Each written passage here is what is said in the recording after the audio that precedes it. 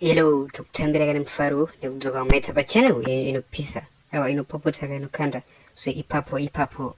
So guys, kana kutanga kusvika pa channel, make sure you do subscribe to our YouTube channel. Aiwa tugamchira kana mfaro. Aiwa tuna channel aiwa yakumusoro yakura. Guys, tukutendai kasingaperi. Aiwa murambe makadaro ka channel iri kukura zvinonakidza kasoradza aiwa munofara zvatikukupai. So guys, Zoranas, Sarania AD Emerson Mnangagwa, the president of Zimbabwe. Bruzati Ramanje Kanyazi Kunetsite. Mukuru Rutara Vision 2030.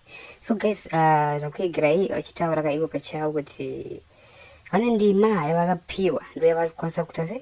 Yara Utiva Shanti, the nose of Sea Pachigaro. I was Putaris as a Kore, Kovaitani, Kaganati, I was just a complain when among one. So guys, Pana youth president was Chopai Ashtara one-on-one na president Emerson Mnangagwa, which Pindra Washi, Passed Ravenia E. But also you do one of the people Waganyora, Mutemo when Yika Zimbabwe. Skywan Tell Tizas from Temo. As a guys, out to Muzoma comment section to which cheap when I yard. Yes, guys in Sabana Mukuras of Manachin. They was consult step down kwa sauti kutipawani kwanza amerisi because mkuru buranik tutapachua disa utapachana baba tutapachana disa tukajinzengana ni watu kitasi. So guys, video ratana uzanaska ngenchungo kupai siku ya Kenya sikunono kupita minyaya dote mnemona kale azi kufamba sei tukwenda nikupi. So guys, video ratuta Mukuru is deceitful. He indicates left, then turns right. What he says and what he does Jakasiana. What he says and what he means Jakasiana. Ndokusaka muri kuona even nyaya ya 2030. Some people are still choosing to be confused. Nekunzi mukuru akabuda achita handisi kuda za 2030. No tibvunzei vamwe isusu. We operated with him. We sat down with him. Munosangana nhasi manheru and agree on something. Imi muchibuda muchirova direction mawirirana naye. Iye akabvunzwa mangwana anobuda achikurambai.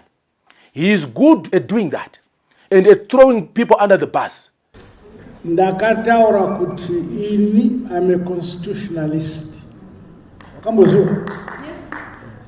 Zvinoreva kuti ndotevedza mutemo nebumbiro mutemo ndinolitevedza chaizvo.